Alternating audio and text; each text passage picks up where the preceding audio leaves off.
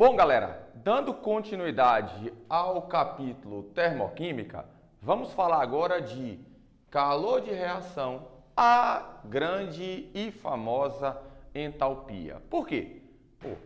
Mexer com termoquímica e não entender e não associar o termo entalpia aos conteúdos cobrados, então não é termoquímica. Bom, o que é então essa tal da entalpia? É simplesmente o conteúdo ou a quantidade de energia das moléculas.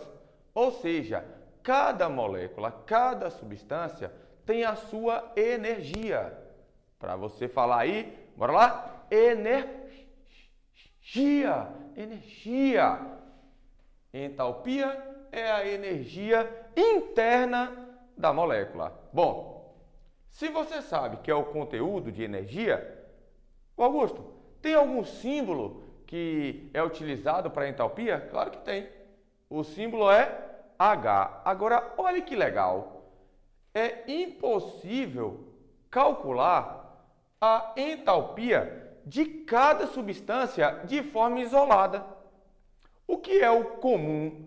O comum é se calcular a sua variação. É por isso que tem esse famoso ΔH. O delta, como vocês aprendem na matemática, por exemplo, significa variação. E o H é simplesmente o símbolo da entalpia, que é o quê?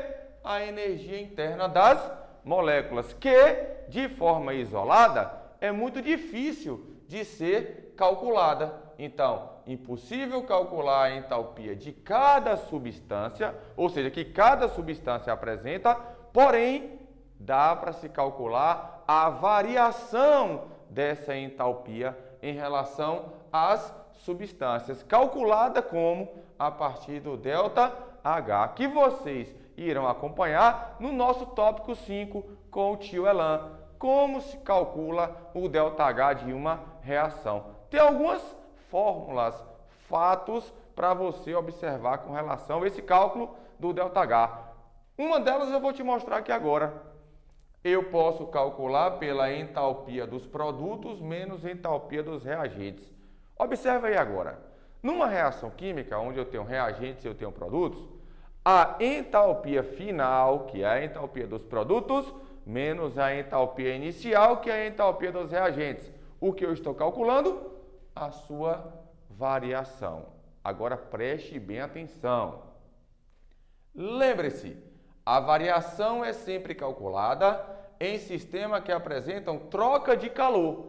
Por exemplo, um sistema isolado. Você lembra o que significa? O sistema isolado é aquele que não tem troca de matéria e nem tem troca de calor. Para se calcular um processo termoquímico, eu preciso ter um sistema que tenha troca de calor. Então, por exemplo, ele não pode ser um sistema isolado. Além de, eu preciso estar com ele sob pressão constante. Bom, agora que você sabe o que é entalpia, que é nada mais, nada menos do que a energia interna das moléculas, você vai acompanhar aqui agora dois processos mais uma vez. Processos endotérmicos e processos exotérmicos, processos esses que no tópico 1 você acompanhou um pouquinho com o tio Elan. Porém, agora vocês vão verificar 3 formas de reconhecer se uma reação é endotérmica ou se uma reação é exotérmica. Bom, o primeiro exemplo chama-se atenção para o sinal do ΔH, ou seja, a variação da entalpia sendo positiva, você pode afirmar, nós estamos falando de processos endotérmicos, que são aqueles que absorvem calor, energia. Bom, Augusto, e se o ΔH der negativo? Se o ΔH der negativo, você vai dizer e afirmar que o processo é exotérmico. Então, o exemplo 1 dos dois casos, processos endo e exo, você se liga pelo sinal do ΔH. É por isso que, se você estiver pegando uma prova aberta de segunda fase de vestibulares e a questão for calcule o ΔH, obrigatoriamente você precisa colocar o sinal, mesmo que seja positivo. Tipo, você calculou o ΔH e porventura deu 39 kJ por mol. Coloque o sinal positivo. Por quê? Porque é ele que vai identificar se o processo é endo ou se o processo é exo. Esse foi o caso 1. Agora, acompanhe o caso 2. Você tem um ΔH aqui? E a resposta é não. Bom, se você não tem um ΔH, como é que você vai identificar então se o processo é endo ou exo? Preste bem atenção. A energia ou sua variação, ela pode estar dentro da reação. Dentro da reação, você tem que observar, primeiro, se ela está no reagente, que é antes da setinha, ou se ela está depois do produto. Bom, esta energia, ela pode vir sendo somada no reagente ou no produto, ou ela pode estar sendo com sinalzinho negativo, ó. Ela pode estar diminuindo, tanto no reagente quanto no produto, apesar de não ser muito comum esse caso aparecer, porém pode.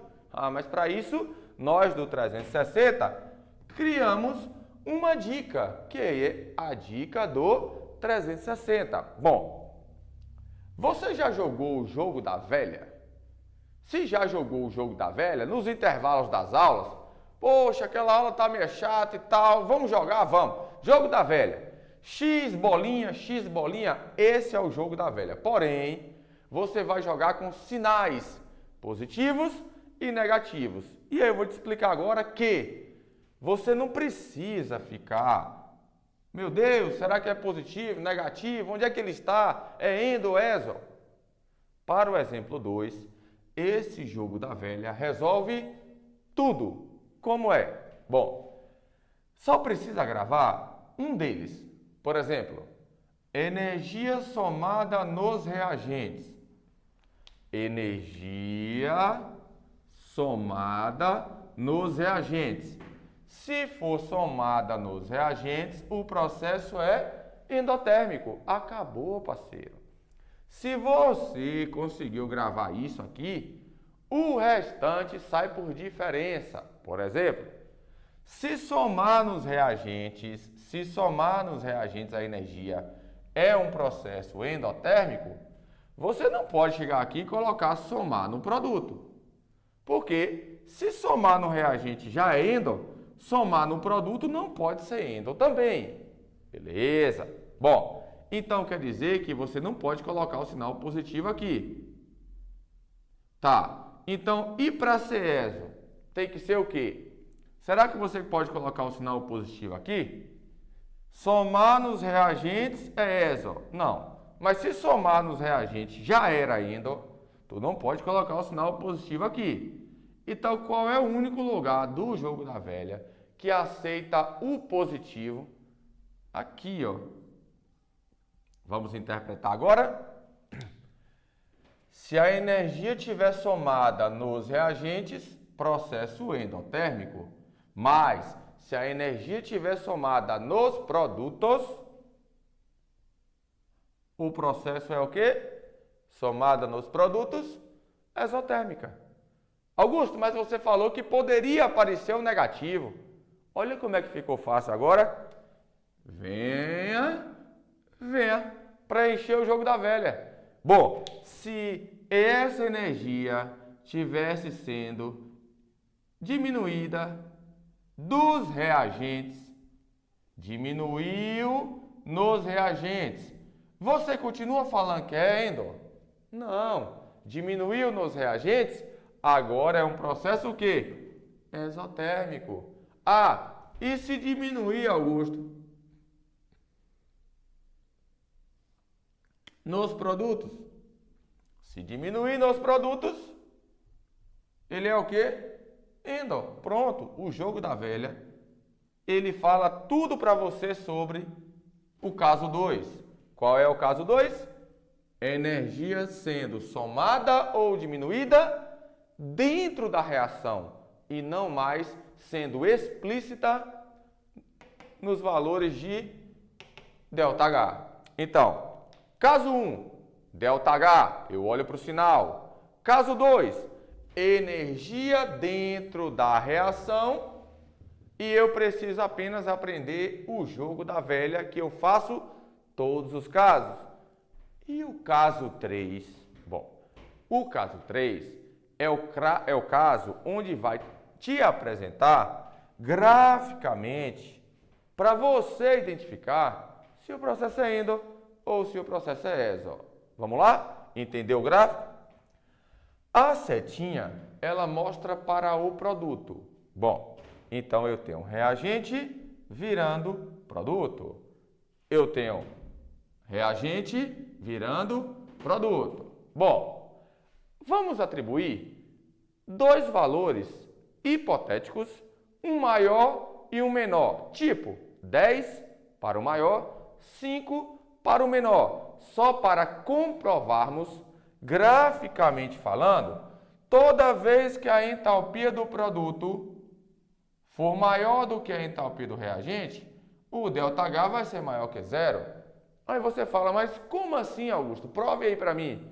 Vamos nessa. Vamos supor que eu atribuí os valores 10 para o maior e 5 para o menor. Então, 10 para o maior, 5 para o menor, 10 para o maior, 5 para o menor. Qual foi a fórmula que eu coloquei nesse quadro que você consegue calcular o ΔH? Entalpia dos produtos, que é a entalpia final, menos entalpia dos reagentes, que é a entalpia inicial. Aplique essa fórmula aqui agora para você fazer a verificação. ΔH, entalpia dos produtos, menos entalpia dos reagentes. Qual foi o valor do produto aqui nesse caso? 10, que é o valor hipotético maior que nós usamos aqui. Então, a conta é 10 menos. Qual é a entalpia dos reagentes? 5. Bom, qual é o ΔH final dessa reação? ΔH é mais, lembra que eu falei do sinal? Tem que colocar mais 5. Toda vez que o sinal for positivo, toda vez que o sinal do ΔH for positivo, o processo é o quê? Endotérmico. Então, te comprovei. Toda vez que a entalpia do produto for maior do que a entalpia do reagente, sempre o ΔH vai ser maior que zero. E toda vez que é maior que zero, é um processo endotérmico. Agora, para você não esquecer, basta confrontar com outro gráfico. Olha para você ver. Quem está em cima agora é o reagente. Lembra que a setinha mostra para o produto. Então, reagente virando produto. Vamos aplicar os mesmos valores e a mesma fórmula, que é ΔH é igual a entalpia dos produtos menos entalpia dos reagentes. Hipoteticamente falando, qual foi o valor que usamos para o maior, que nesse caso é os reagentes? Usamos o valor 10. Então, coloque o 10. Opa! Olha o que acontece. O 10 agora não é do produto. O 10 agora é dos reagentes. Então, o 10 está aqui, ó.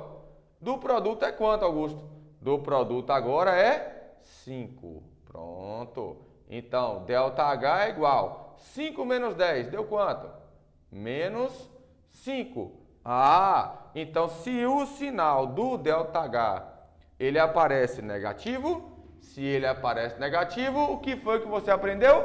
Toda vez que é negativo, o processo é exotérmico. Pronto. Então, reagente no gráfico sendo maior do que os produtos, ΔH sempre será menor que zero, ou seja, o gráfico está representando um processo exotérmico. Então agora a gente fecha assim o tópico 2, calor de reação, entalpia.